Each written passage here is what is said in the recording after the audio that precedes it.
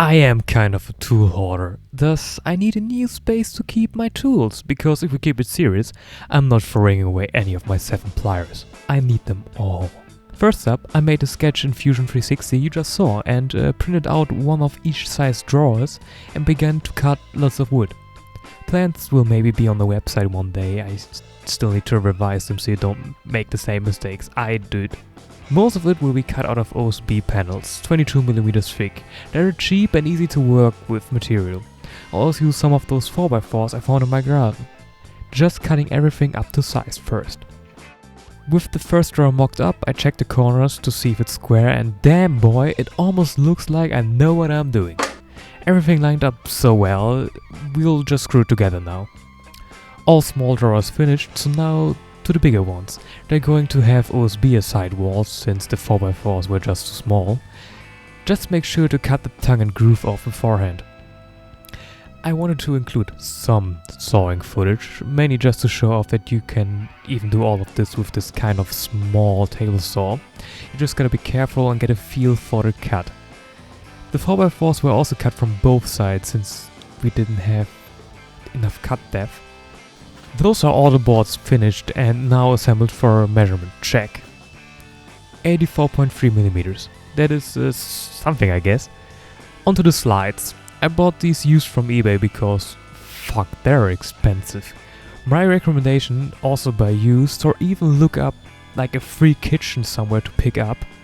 Just throw everything away and keep the drawers. Kitchen drawers are also have a very long reach and are pretty substantial. Now I'm still trying to figure out how to attach them to the slides and to the drawers. And let's just say make it work using the offcuts from the 4x4s and just drill 2 holes through it and then use the threaded screw to screw it right into the metal. So, yeah.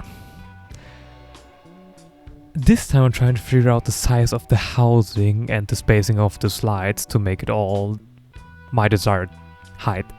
And also where to screw them in. And let's just say this was the biggest misstep in this whole project, since I made the drawers way too tall, thus only having about 3mm between each slide, which sucks. Normally you make the slides way shorter, because the real height from the drawer comes from the distance from it to the one above. Additionally, plan the slide positions out carefully, otherwise you end up with somewhat of crooked drawers. And yes, even 1mm of a difference side to side over the width of a meter, a pull-out of half a meter, and only 3mm of an air gap can make everything not work out. But this Daniel doesn't know this yet, so he tries to be as precise as possible and searches the problems elsewhere. I made the drawer front a double to decrease the sagging of the plywood floor. It helps a bit, but let's just say I also did a lot of grinding. The other things I fixed as an afterthought was the sagging bottom from the outer housing. I used a small 4x4 piece of metal, inserted some rift nuts and just used it as a straightening bar. Since we're already improvising, I needed to double up the wood beneath the rollers and also cut the rest of the housing with a flush cutter from my router. It's everything I had on hand, you know? To hide all my mistakes, I installed some nice front panels which bring the look together. Also, the drawer handles are a DIY out of some scrap. With the paint on it, it even looks halfway decent. Also, we are going to call the OSB forged wood from now on, since people are doing it with carbon fiber scraps glued together. They don't have any more integrity, but it just makes it sound expensive. This is the final result. We had some ups and many downs, but I am pleased overall. From the outside at least. The inside still needs some work. Some sort of organizing system to keep everything at its place.